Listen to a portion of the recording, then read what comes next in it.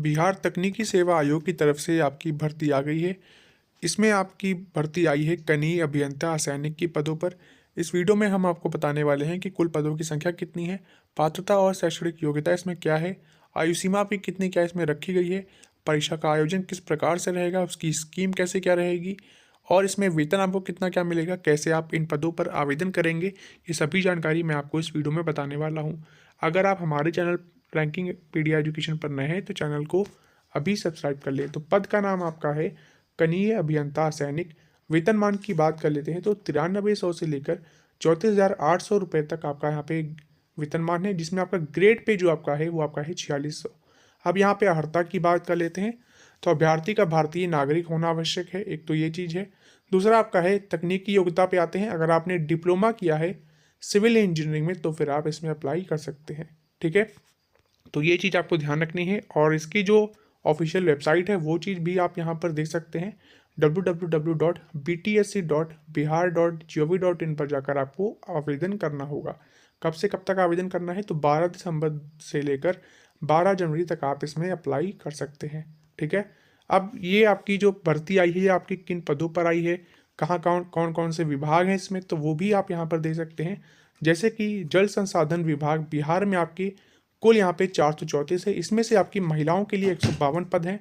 तो आगे बात करते हैं, आपका अगला जो है आपका है वो आपका है जल संसाधन विभाग। इसमें आपका 60% ओपन है, यानी कि 260 आपके पद हैं। इसमें से आपके 91 पद जो है वो आपको महिलाओं के लिए आरक्षित हैं। 40% जो आपके पद हैं जल संसाधन विभाग बिहार में, ये आपके बिहार कैंडिडेट्स जो बिहार के रहने वाले हैं उनके लिए यहाँ पे आरक्षित हैं, ठीक है। इसी तरह से अगला जो विभाग है वो आपका है नगर विकास एवं आवास विभाग। इसमें आपके कुल जो पद हैं वो आपके हैं 232, 81 आपकी महिलाओं के लिए आरक्षित हैं। तो 60% ओपन इसमें है। इसमें आपके 193 हैं, जिसमें से 49 आपकी महिलाओं के लिए आरक्षित हैं।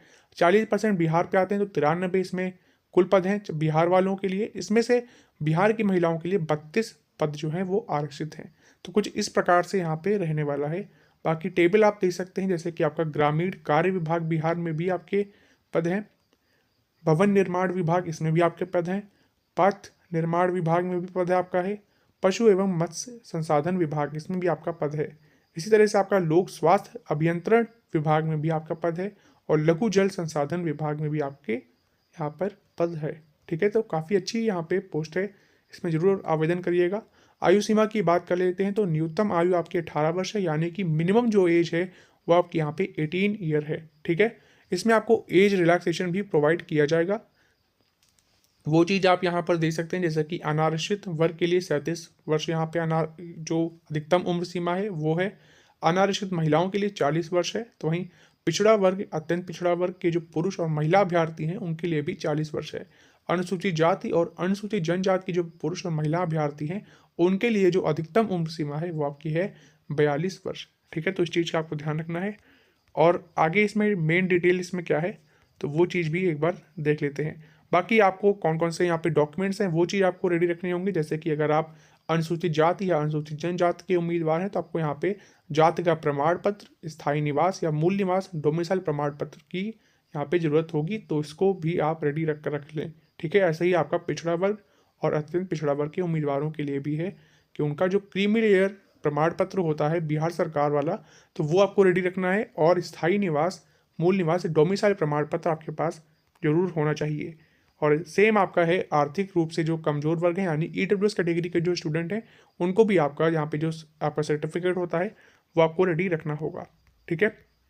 बाकी यहाँ पे आरक्षण की बात कर लेते हैं तो अनुसूचित जाति, अनुसूचित जनजाति, अत्यंत पिछड़ा वर्ग यानी कि ईबीसी कैटेगरी, पिछड़ा वर्ग बीसी कैटेगरी, आर्थिक रूप से कमजोर वर्ग यानी ईडब्ल्यूएस कैटेगरी और पिछड़ा वर्गों की जो महिला हैं यानी कि डब्ल्यूबीसी, इनको यहाँ पे आरक्षण मिलेगा, ठीक है।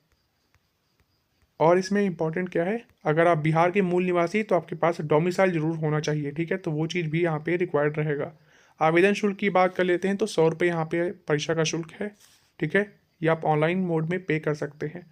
चयन की प्रक्रिया पे आते हैं तो आपकी लिखित परीक्षा यहाँ पे होगी, यानी कि कंप्यूटर बेस्ड आपका टेस्ट होगा। ये आपका 75 मार्क्स का होगा और 25 मार्क्स का जो यहाँ पे है वो आपका एक्सपीरियंस पे है। अगर आपने कहीं पे संविदा पे काम किया है, देखो यहाँ पे संविदा का काम यहाँ पे देखो मांग रहे हैं, अगर आपने कहीं संविदा पे काम किया है तो उसके बेसिस पे आपका यहाँ पर जो है वो भी आपके अंक इसमें जोड़े जाएंगे। ठीक है, तो कुल जो अंक हैं वो आपका है 100, इसमें से 75 आपका CBT है यानी कि लिखित परीक्षा है, 25 जो आपका है वो आपका एक्सपीरियंस वाला है।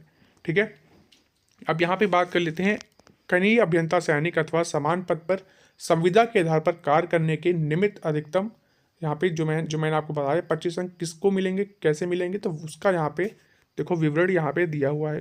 ठीक है, संविदा के आधार पर कनीय अभियंता अथवा समान पद पर कार्य करने का अनुभव रखने वाले अभ्यर्थी जो इस समय में भर्ती की अर्हता पूरी करते हैं को चयन के विज्ञापन में कंडिका के अनुसार अतिरिक्त अंक देकर अधिमानता दी जाएगी। ये देखो एक पॉइंट यहाँ पर लिखा हुआ है। अब इसमें बात कर लेते हैं लिखित जो प्रतियोगी परीक्षा होगी ये आपकी 2 घंटे की होगी जिसमें आपके कुल 100 अंक होंगे। ठीक है, परीक्षा की संरचना पे आते हैं तो आप यहाँ पर देख सकते हैं कुल यानी प्रश्नों की संख्या कितनी है 100, और इसमें से आपका जो है डिप्लोमा इन सिविल इंजीनियरिंग का जो सिलेबस है, जो पोर्शन है, उससे आपके क्वेश्चन इसमें पूछे जाएंगे। ठीक है, तो डिप्लोमा इन सिविल इंजीनियरिंग का जो सिलेबस है उससे आपके इसमें क्वेश्चन पूछे जाएंगे कंप्यूटर बेस्ड टेस्ट में। इसमें आपकी नेगेटिव मार्किंग भी है, अगर आप कोई गलत आंसर देते हैं तो आपका 0.25 मार्क्स यहाँ पे कटेगा। देखो आपका पॉइंट नंबर डी में आपका लिखा है परीक्षा में गलत उत्तर के लिए नकारात्मक अंकन यानी नेगेटिव मार्किंग भी यहाँ पे रहेगी। प्रत्येक सही उत्तर हेतु 1 अंक दिया जाएगा। अगर आप सही आंसर देते हैं तो आपको 1 अंक मिलेगा, 1 मार्क्स मिलेगा। अगर आप गलत उत्तर देते हैं तो 0.25 मार्क्स यहाँ पे काटा जाएगा। ठीक है, तो ये चीज़ भी यहाँ पर लिखी हुई है। इसके अलावा आगे बात करते हैं, बाकी इंपॉर्टेंट डिटेल मैंने आपको बता दी है। अब कौन कौन से इसमें डॉक्यूमेंट्स आपको रेडी रखने हैं तो वो चीज़ भी आप यहाँ पर देख सकते हैं। महत्वपूर्ण निर्देश में आपका लिखा है जैसे कि मैट्रिकुलेशन का मूल प्रमाण पत्र, इंटरमीडिएट आपने जो कंप्लीट किया है उसका सर्टिफिकेट आपके पास होना चाहिए, plus diploma in civil engineering इसकी योग्यता है तो उसका भी सर्टिफिकेट आपके पास होना चाहिए। अगर आप अनुसूचित जाति OBC कैटेगरी से आते हैं तो फिर उसका भी सर्टिफिकेट आपके पास होना चाहिए। अगर आप EWS से आते हैं तो EWS कैटेगरी का भी सर्टिफिकेट आपके पास होना चाहिए। ठीक है, इसके अलावा अगर आप बिहार के रहने वाले हैं तो स्थायी निवासी आवासीय प्रमाण पत्र भी आपके पास होना चाहिए। ठीक है, तो कुछ चीज़ें हैं जो आपकी ज़रूरी इसमें लगेंगी इस एग्ज़ाम में। और कार्यानुभव प्रमाण पत्र अगर आपने कहीं पर वर्क किया है तो उसका भी सर्टिफिकेट आपके पास होगा तो वो भी यहाँ पे लगेगा। ठीक है, कहाँ पे आपने वर्क किया, कितने क्या महीने में वर्क किया है, ड्यूरेशन क्या रही है, कौन से पद पे आप थे, तो वो चीज़ भी यहाँ पर मांगी गई है तो उसका भी आपको कार्यानुभाव प्रमाण पत्र आपको देना होगा।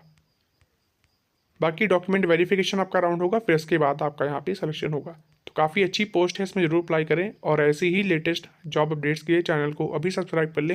ये जॉब की PDF में हमने अपने टेलीग्राम ग्रुप पे अपलोड कर दी है तो टेलीग्राम ग्रुप को भी ज्वाइन कर ले और हमारे चैनल को सब्सक्राइब कर ले। धन्यवाद।